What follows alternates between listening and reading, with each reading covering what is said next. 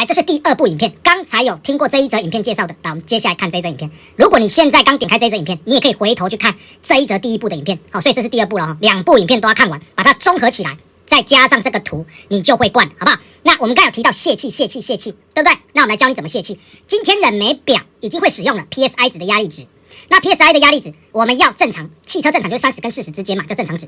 那超过40、50，这边都是我们气温啊，室外气温它管，你可以控制，要么再把它泄到40。要么灌完再泄都可以，只要超过50以上一定要泄。记得哈，压力值超过50以上的过高啊，泄气的掉啊。这是我们的冷媒开瓶器，不管你是用我们万用冷媒开瓶器，还是一般 RE30A 的开瓶器都修改，这边的接头转松直接泄气，这个就是在密封的状态。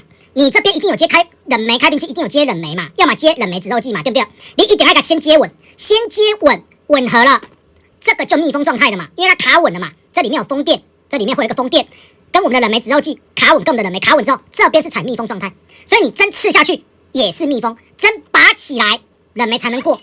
所以你过了之后灌完，你看完压力值过高了要泄气，你还没换下一瓶就可以转这个旋钮，微微的转，它就因为风会从这边出来，因为你原本是密封状态，你现在灌完一瓶了，你要做泄压的动作，就转这个部分就可以泄压了，这样清楚吗？